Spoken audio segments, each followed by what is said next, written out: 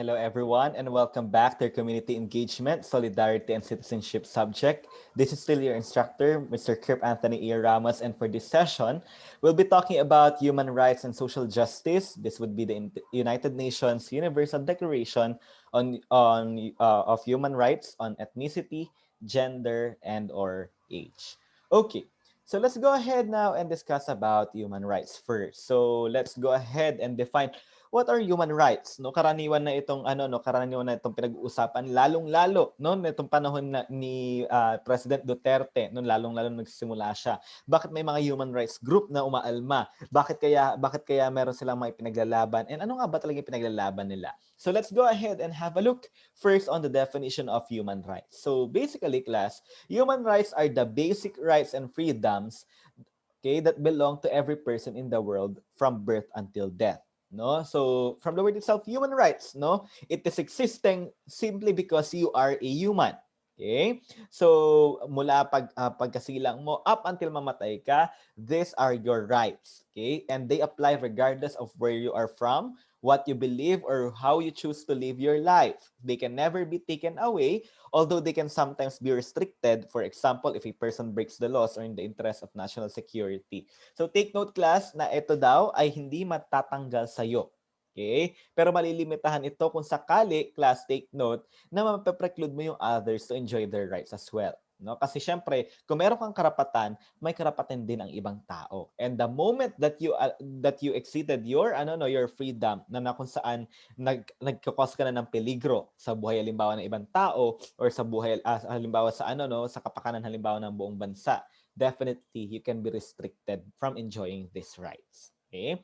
So these basic rights are based on shared values just like dignity, fairness, equality, respect, and independence. And take note, class, that these values are defined and protected by law. So let me give you an example, no, sa ating Bill of Rights here in the Philippines, no. So Article 3, Section 1 states that no person shall be deprived of life, liberty, and property without due process of law, nor shall any person be deprived of equal protection of laws. In that sense, class, no, hindi ka raw pwedeng basta-bastang patayin, no, because karapatan mong mabuhay.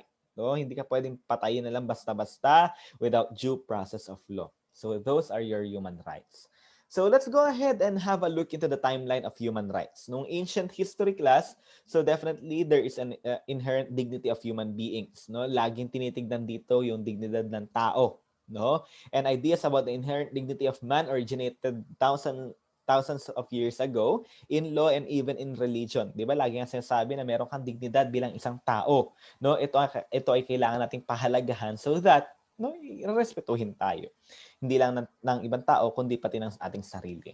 It also came with notions such as that one should not use arbitrary violence, an individual must not lie, must not steal, or must not break contracts because sabi nga, no, dignidad natin ang nakasalalay dito. Kasi kapag ginawa mo ito, nagkaroon ka ng naging violent ka, nagsinungaling ka, nagnakaw ka, or hindi ka tumupad sa usapan, definitely there is something to do with your dignity. Okay? So let's now go to the 3rd century BC. So nitong panahon na ito, ang tinitignan na agad ay equality. So the idea that equality of rights applies to all people is actually found in the Greek philosophy of the Stoics. So they considered man and woman to be equal. No, mapantay-pantay ang mga tao at that time. And they also argued that for respect for women and children, for compassion and tolerance towards the other, for inclusion of barbarians into the human community. And some Stoics consider slaves on equal footing as well. No, why? Because they are giving an emphasis on equality. And take note, class, no, that during this time, though, no, nagkakaroon ng compassion and tolerance, we cannot see or we cannot say na talaga merong pantay na pagkakapantay ang mga babae at lalaki because later on you'll see the development of this one. Okay? So let me go ahead and continue.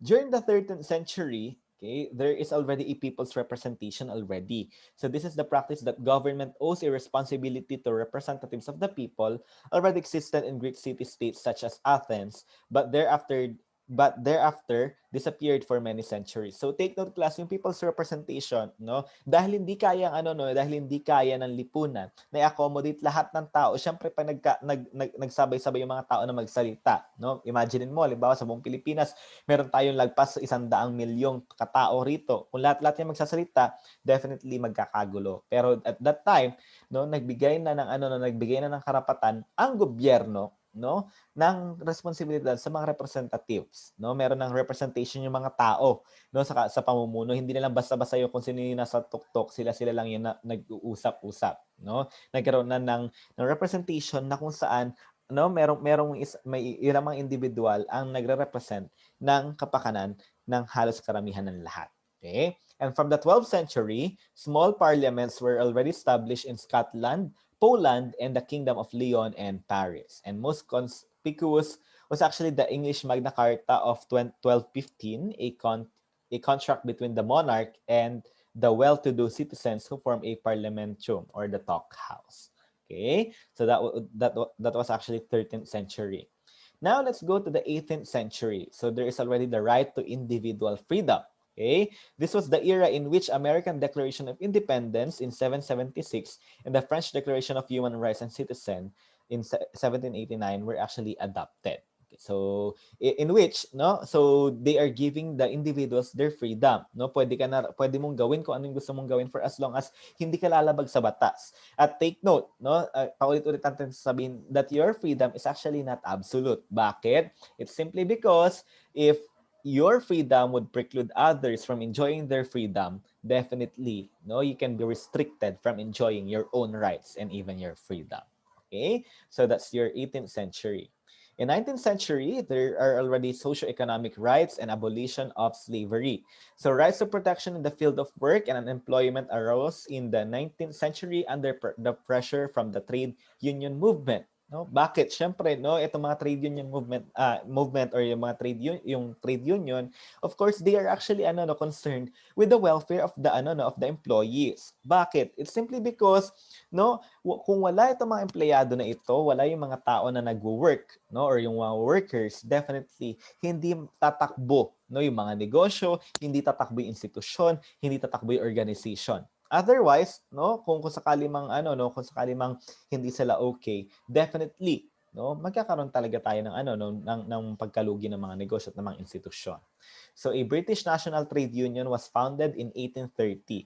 Under the pressure from within and outside of Parliament, the British Empire abolished the slave trade in 1807 and slavery in 1833. So mapapansin ninyo, class, it is only during the 1800s na kung saan na-abolish talaga yung slavery. Because class, if you will remember, no, I think in one way or another, nakapanood kayo ng mga ng mga movies na merong kinalaman sa history na talagang umaalila sila ng mga tao. And that is actually quite normal before, no, noong 1800s na kung saan babayaran mo yung tao, magiging alila mo siya at bilang kabayaran sa kanyang mga kautangan sa iyo ay magpapaalila siya sa iyo, no? So that is quite normal before. Pero by 1800s, definitely things already changed. Okay? Because there are already socio-economic rights and the slavery was abolished. So only decades later was slavery abolished in countries such as Russia, that's in 1861, the Netherlands, which is actually 1863, and the United States, which is 1865. So United States, no, this is quite common, no, na kung saan karamihan dito yung mga Black Americans, they are actually being enslaved by the white ones. Kung saan, no, kaya kung mapapansin ninyo, lagi merong issue before, no, dahil kapag ikaw ay Black, no, laging iniisip na you are being enslaved at being discriminated. Pero ngayon, no, karamihan ng mga tao na they are actually not discriminating anymore, no, most especially sa mga Amerikano na na mga puti, because they are being forbidden to do so. Okay? Now, let's go to the early 20th century. So, there are already equal rights for women and men. Because class, just like what I've told you earlier, kung nung mga panahon, nung panahon ng mga Griego, no, na kung saan binibigyan daw ng pantay na pantay na pagtingin ang mga kababaihan at kalalakihan, no, of course hindi nangangahulugan na meron silang pantay rin na karapatan, no. So because it was actually in 1893 na kung saan na first introducing women's suffrage. When you say women's suffrage, pwedeng bumoto yung mga kababaihan. So that happened in New Zealand. So later, in countries including the Netherlands and Russia, the United States and the United Kingdom actually followed the the same principle that is actually introduced by New Zealand, which is yung women's suffrage. So take note that this happened during the early 20th century.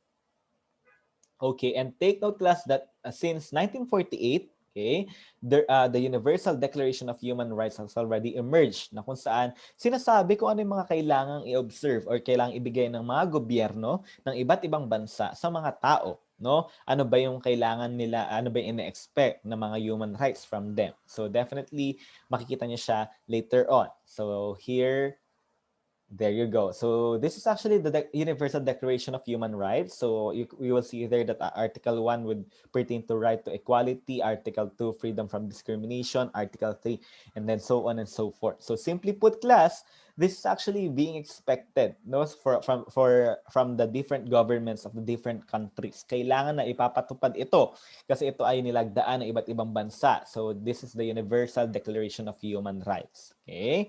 That is why, no, if you will see there, so meron dyan yung right to education, right to social security. So lahat ng yan, no, the Philippines is actually doing its best then so that we will be able to attain this. No, so this is expected not only here in the Philippines but also sa lahat ng mga bansa. And this would actually be it for our discussion about the human rights and social justice, the United Nations Universal Declaration of Human Rights on ethnicity, gender, and age. So let me grab this opportunity to thank everyone for attending our session. And I hope that everyone will actually be present in our succeeding one. So thank you, everyone. And I hope that you'll have a great week ahead of you.